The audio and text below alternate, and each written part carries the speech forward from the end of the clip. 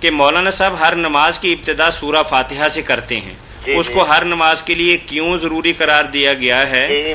اور اگر کسی آدمی کو قرآن کریم کا کوئی حصہ یاد نہ ہو تو پہلے تو سورت فاتحہ وہ پڑھے گا کہ لازمی ہے، اور اس کے بعد کسی سورت کے طور پر بھی فاتحہ ہی کو پڑھ لے تو کیا نماز ہو جائے گی؟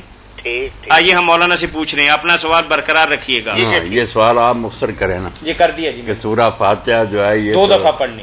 ہاں یہ پوچھا ہے کہ اگر اس کو اور قرآن مجید میں سے کوئی یاد نہیں تو کیا اس کو ہی دوبارہ پڑھے؟ نہیں، دوبارہ نہیں پڑھنا، بس اسی سے پر بس کرے نماز ہوگی، کوئی اس کے ساتھ نہیں پڑھنا۔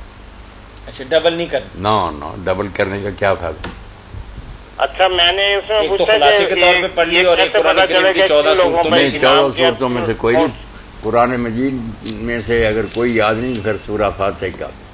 ویسے بھی اگر جلدی ہو نا یا کسی وقت آدمی کو ضرورت ہوتی ہے چھوٹی نماز پڑھنے کی، تو یہ امام بخاری نے جو حضرت ابو ہریرہ رضی اللہ عنہ کا قول لکھا نا کہ جو فاتحہ پڑھ لے تو رکعت کافی، اس سے زیادہ کرے گا تو خیر ہے، اچھا کام ہے، اچھا لازم نہیں۔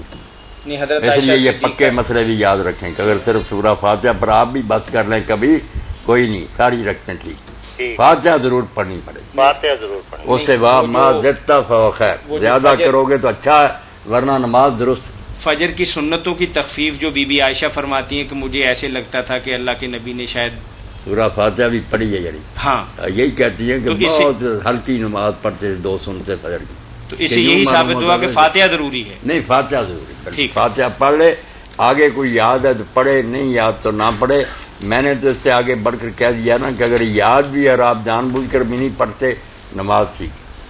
کچھ ایسی روایتیں بھی ضعیف جن میں آتا ہے کہ اس سے آگے جس نے نہیں پڑھا اس کی نماز نہیں، وہ نہیں ثابت۔ امین صاحب آپ کی بات مکمل ہو گئی؟ یہ ہو گئی ہے، جب میں باقی کل پوچھ لوں گا، روز پوچھیں، آپ کے لیے 29 دن ہے انشاءاللہ۔ نہیں، کل بھی اسی کے بارے میں۔ ایک آدمی آیا اور اس نے کہا اللہ کے رسول علیہ السلام میں نے تو اسلام قبول کیا، مجھے تو فاتحہ بھی یاد نہیں، تو آپ نے کہا تو نہ اتنی دیر سبحان اللہ والحمدللہ ولا الہ الا اللہ واللہ اکبر یہی پڑھ لیا کر، بس کافی، 1-2 مرتبہ پڑھ کر نہ رکوع کر لیا کر۔